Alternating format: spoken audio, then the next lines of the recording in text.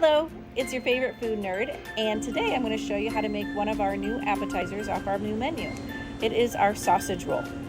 And to get started, you're going to take 1 pound of ground pork, and I usually get a coarse ground pork. I like it to be more, have that sausage texture.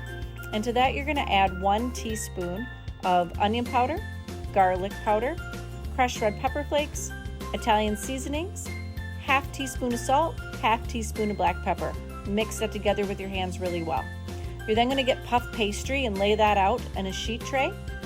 And you're going to roll your pork into these, almost like a long noodle.